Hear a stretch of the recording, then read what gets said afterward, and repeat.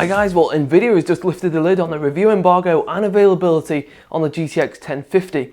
Now the 1050 is going to join the rest of the GTX 10 series and is going to obviously sit just underneath that well-established GTX 1060. Now the idea with this card is going to be a low-cost option that will still deliver competent 3D performance. And so today we're going to be looking to ZOTAC to see what they have to offer in the GTX 1050 Mini. As you'll appreciate from the name, this card is super compact and the physical dimensions mean that you're going to be able to install this into pretty much any computer chassis. Although we have no overclock, we do have a custom single fan design which promises to deliver on low noise and low temperatures. So in terms of the cost for this card, it's going to arrive at around £115 in the UK, while over in the US it's going to be similar in the dollars, so 115. So if you do have around 100 to put down on a card for basic 3D performance, then this one here might be a good route to take. And we also have a 5-year warranty on this particular model. So guys, we're going to be exploring this 1050 in plenty of detail today, performing some benchmarks there at the end, so enjoy. Okay, now our GTX 1050 arrived in non-retail packaging, so we'll jump straight to the card itself. So here we have the ZOTAC GTX 1050 Mini. Now this card features a single cooling fan, and by using just one fan there, ZOTAC has been able to design this super compact solution. The usual question we get asked on most of our case reviews is, will such and such a card fit?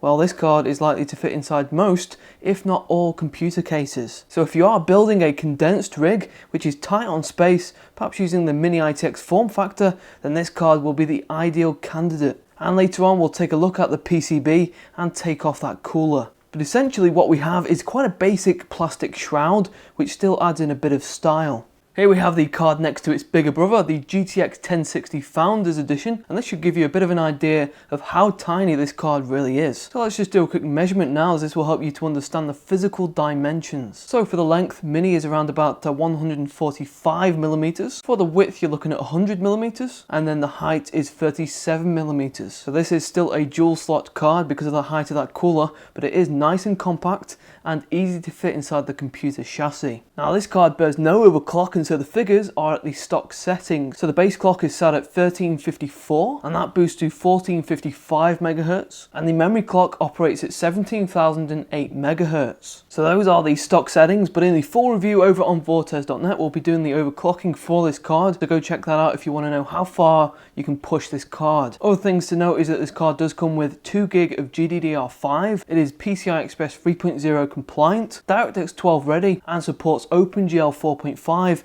just like the rest of the Pascal lineup. So Mini will occupy 2 spaces on your board and 1 space on your case. And this back panel here has a trio of options which include 1 dual-link DVI-D, giving you up to 3K, 1 DisplayPort 1.4, which gives you up to 8K at 60Hz, and we also have 1 HDMI 2.0, and that offers 4K at 60Hz. And so we have the essentials there, all of which are digital. Now the beauty with this card is that it runs straight off the PCI Express on the motherboard, so you don't need anything plugged in there from the power supply. And in some ways this is one of those areas where the 1050 has an advantage there over the rival, the RX 460, which on most cards there requires a 6-pin connector. So this card here consumes just 75 watts of power. Now since Nvidia discarded SLI with the GTX 1060, it's obvious that the 1050 has no SLI as well. Now over on the reverse of the card there is no backplate unfortunately, so just a bare PCB with those 4 mounting screws for the cooler. Right guys, well we've taken the cooler off our GTX 1050 Mini and this is what we're presented with. As we've already mentioned, this Mini edition here utilises a single 9-blade 80mm cooling fan which sits on top of a large aluminium heatsink. This heatsink has direct contact with the GPU and is a pretty effective solution, as we're going to see later on. With that cooler removed, we can also have a look at the PCB. Now GTX 1050 Mini uses a 4-phase power design, and although this is quite low key, we should be able to tweak the GPU and the memory clock speeds there to squeeze out even more performance. And again, check out the full review there for the overclock. So the driving force behind our 1050 Mini is the NVIDIA GP107. So that uses a 14nm process, and just like the rest of the 10 series, it is based on Pascal architecture. This card is designed to tackle 1080p at moderate settings for those wanting basic 3D performance at a low cost. And next next we're going to do some quick benchmarks, guys,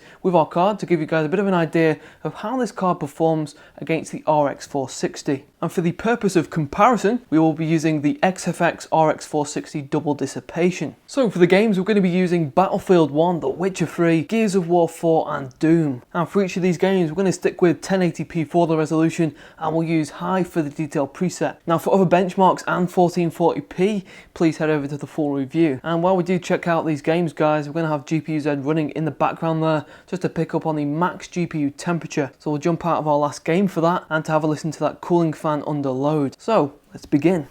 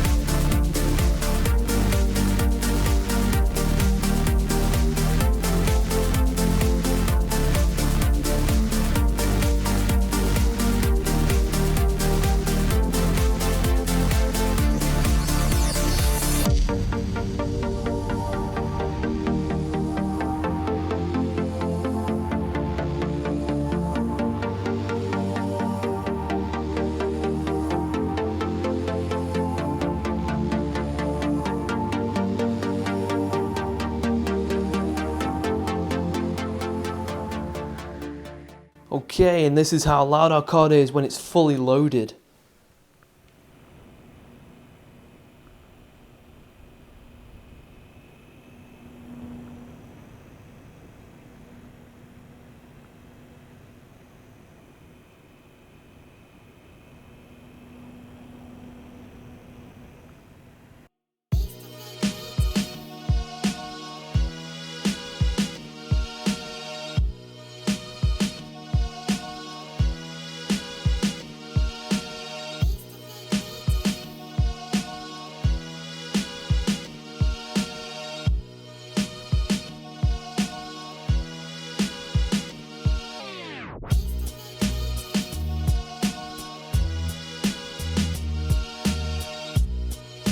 Okay, and if we just jump out of Doom, we can see what our card maxed out at in terms of the temperature.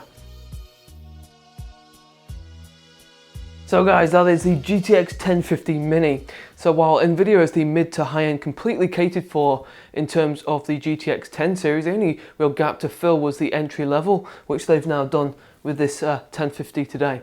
As you've seen, it's able to knock out 40 to 50 frames if you're going to be gaming at 1080p and still want to enjoy high detail. Against the 460 here that we've tested today, the 1050 is actually very similar in price. In some titles, the 1050 has an edge, especially when we're talking DirectX 11, but the 460 still does a decent job too, it has to be said. Now the obvious benefit with this ZOTAC Mini here is that we have such a tiny card, and it's going to be suitable for small builds where you've got mini ITX type of hardware and really condensed cases. And even with just a single fan, a smaller heatsink, the temperatures and the noise are nothing to be concerned about. So guys, the full review for this card is going to be up on the screen in the description very soon. Over there, even more benchmarks, more different resolutions, and of course that overclock result. Be sure to let me know what you guys think of this card. Is it something that you would buy? Drop a comment in the box below. Thanks for watching today guys. Please subscribe for more content just like this, and I'll see you guys very soon.